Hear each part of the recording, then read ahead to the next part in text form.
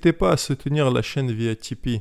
Cela m'aiderait à faire un contenu de qualité avec des champions mondialement reconnus. Vous trouverez le lien en bas de la vidéo. John, it's a honor for me to meet you. It's the first thing that I want to say you, and I will ask you some questions. First question, what are you doing here in Romania? Well, believe it or not, I'm supporting the sport of arm wrestling. Okay. First time in Romania.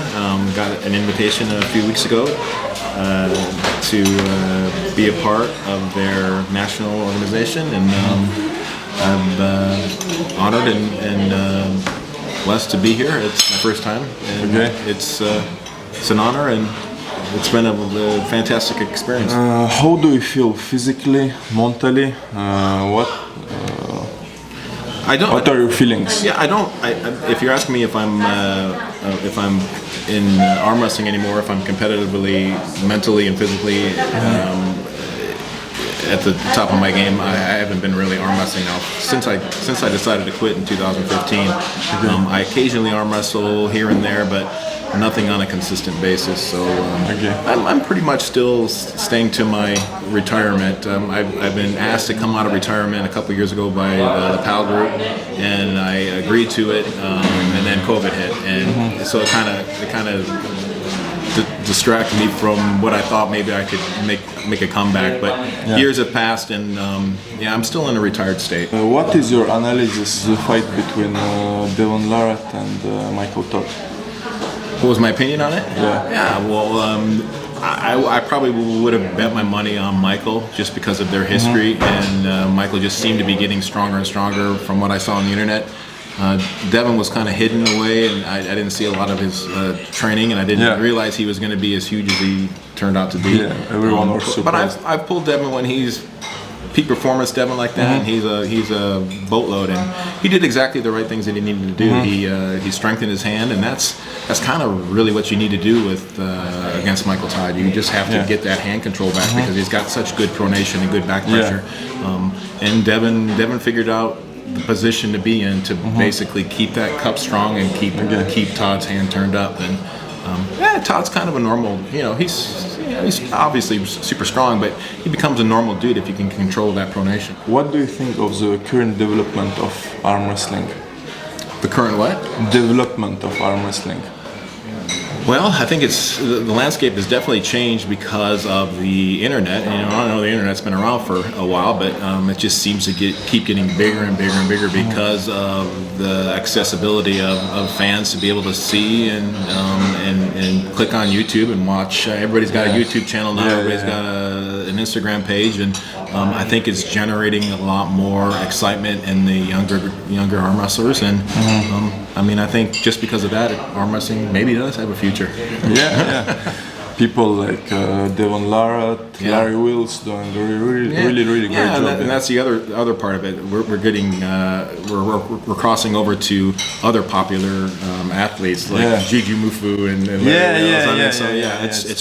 It's bringing a lot more interest into the sport. What do you think about the future of our sport?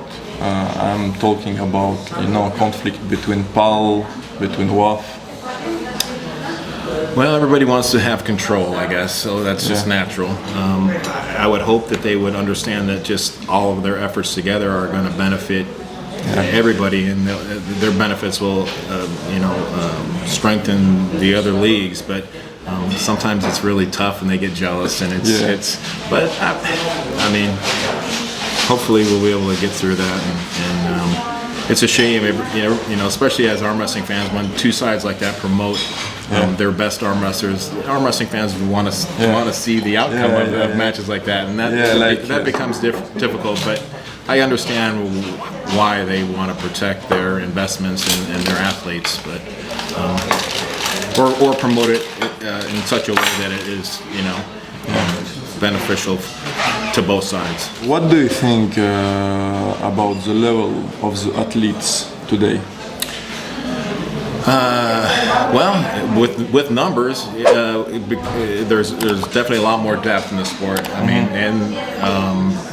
Where before there was 4 or 5 top heavyweights, now there's 2 dozen, 3 dozen, 4 dozen. So just so many more arm wrestlers arm wrestling in different countries. So yeah, the quality is increasing surely. I mean, if you're going to ask me, can a guy, the top guy this year, beat a guy that was the top guy 20, 30 years ago? Maybe not, but 40 or 50 guys today could give the guy 30 years ago a run for his money. Where only 1 or 2 guys 20, 30 years ago could give him a run for his money.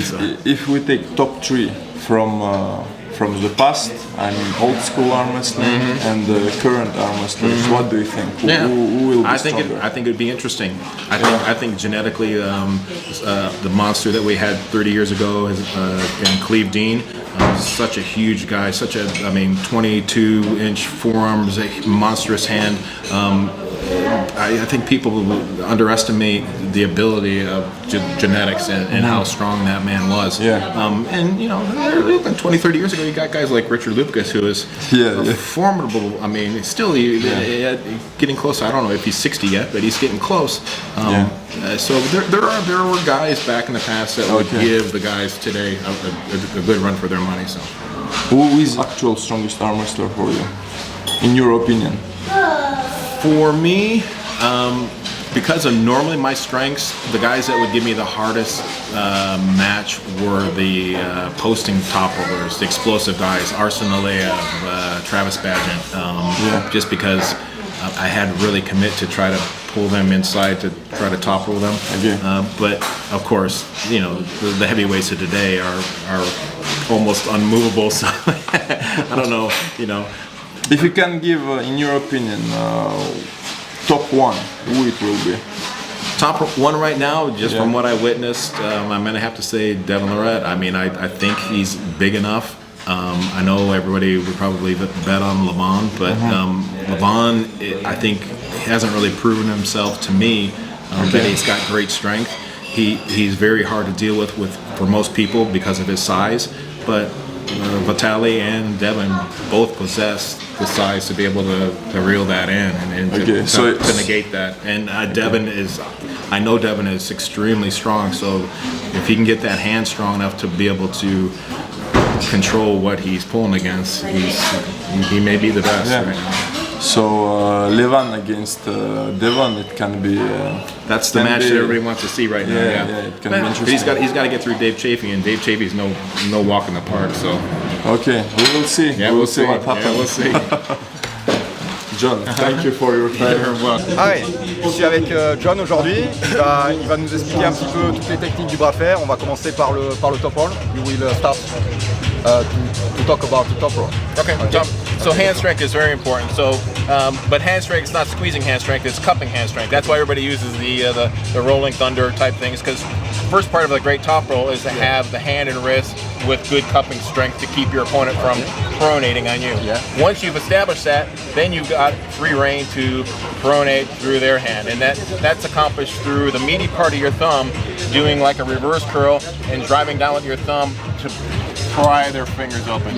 Once you do that, you're at a leverage advantage, and then you can take them to the side. Because you have this point of... It's stretching out their arm, it's putting their arm at a huge disadvantage because they're out on their fingertips. Even if you don't break their fingers, that pressure makes it very difficult to apply any side pressure. But the first move, the first move is containment. So that cupping strength has to be established before you can be offensive and roll. If your cupping strength isn't up to par and your opponent is rolling on you, then your brain changes from being offensive to try to be defensive, and that's where you run into problems. So you have to be super comfortable with your cup. With your cup, and after then you can roll. And after about hook, or the best way to train your hook and to apply. There's different ways just depending upon your opponent, but I've gone against guys that are so big that you can't even go hand to hand with them. That it's advantageous to actually even grab a little bit low on the wrist. But the hooking strength comes from the back and the lats and being able to drag down. So a lot of people will set up high because it'll give your opponent a sense of having to come across the table to contain contain me, and then they'll go from here just to driving down, and that's it's shoulder, back, lat, and it's carving down on the wrist. Okay. So it's not really using the hand to sweep into a hook. It's more of just a down pressure movement. Right. But you supinate And it's best established when the fingers are high, because when the fingers are high, it makes you think that I need to contain me, and so it makes that move so much easier. Every time when you start in the hook, you apply back pressure? No? Posting pressure. Posting pressure. Typically.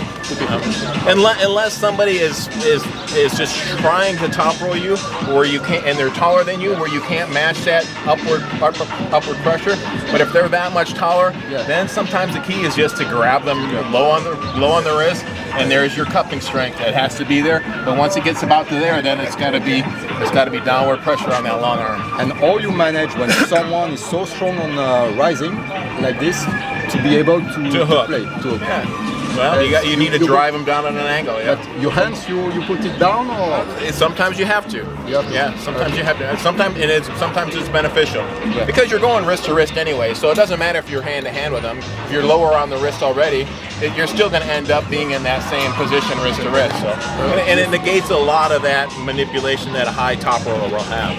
What about fingers forward, friends? Fingers, different positions in fingers. You should never have finger pressure. You never should be squeezing. You should always let them kind of float and let your opponent float into your palm of your hand.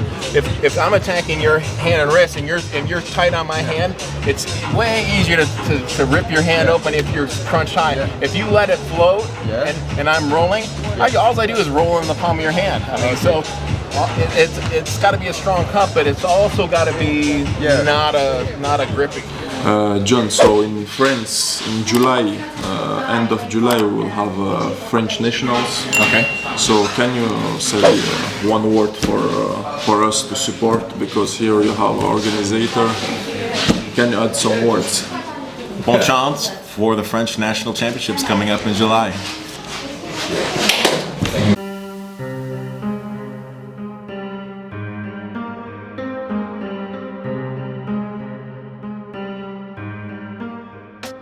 Mon ami, bienvenue sur la chaîne Bras de Fer Sportif. Es-tu abonné? N'oublie pas de liker et de commenter mes vidéos. Abonne-toi. J'hésite. Ok, ça va. Bon visionnage.